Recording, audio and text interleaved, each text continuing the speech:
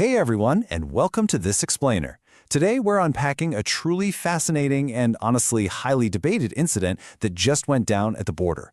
Now, if you've been anywhere near a newsfeed lately, you've probably seen some incredibly dramatic headlines floating around. We're talking international espionage, covert operatives, the whole shebang. But in this analysis, we're going to strip all of that noise entirely away. We are going to look closely at the verified reports step by step to figure out exactly what occurred on the ground. So, get ready, because we are separating fact from fiction in the Maharajganj border mystery. Let's get into it.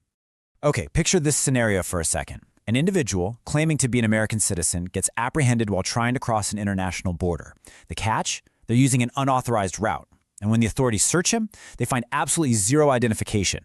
I mean, no passport, no driver's license, no visa, literally nothing. In our modern, highly surveilled world of international travel, that is incredibly rare. I mean, that instantly sets off alarm bells, right?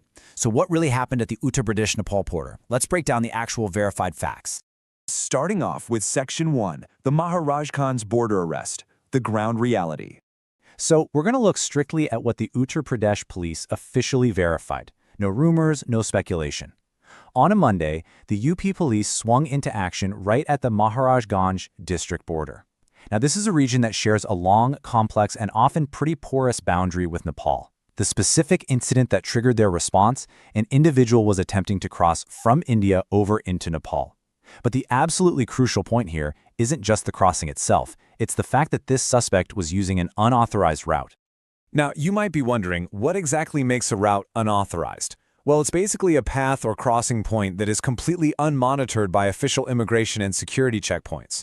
If someone attempts to bypass those official channels and slip through an unsecured section of the border, that immediately triggers high-level security protocols. I mean, it highly suggests evasion tactics. It generally means the traveler has a specific and likely illicit reason for not wanting their movements caught on camera or documented in a government database.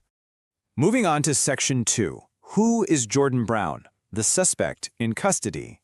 Once border authorities detained the individual attempting this crossing, their immediate #1 priority was establishing his identity. According to the official police statement, the guy they apprehended was 36 years old.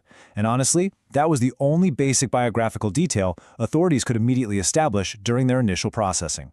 And here's where the story gets highly unusual. The 36-year-old stated his name was Jordan Brown, and he claimed to be an American citizen. But upon a really thorough search, authorities found zero travel documents. No passport, no visa, no driver's license. Seriously, think about the sheer logistics of that for a second. Flying from the United States to India requires a highly documented paper trail, electronic visas, multiple international security checks, the works. So for a foreign national to just show up at a remote border crossing with literally zero identifying paperwork, that is a massive, glaring anomaly. Where did his documents go? And how in the world did he travel through the country without them? Which brings us to Section 3, the interrogation mystery, unreliable narratives. With absolutely no documents to verify his claims, police had to rely entirely on interrogation. They needed to figure out who this person was and what he was doing at the Maharajganj border.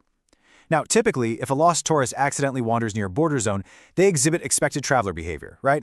They have a clear purpose, they have documents to prove who they are, and their story about their travel history is highly consistent. Jordan Brown's behavior? It was the exact opposite.